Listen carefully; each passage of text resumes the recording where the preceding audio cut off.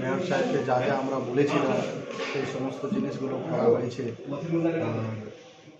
আমাদের পেমেন্টটাও মানে বাড়িয়েছে, পিএফের দিকটাও করে দিয়েছে।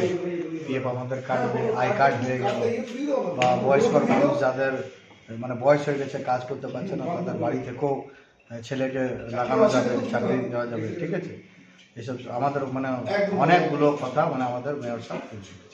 এবার পৌর নিগমে এতগুলো মানে একটা আপনাদের কাজ হয়ে গেল।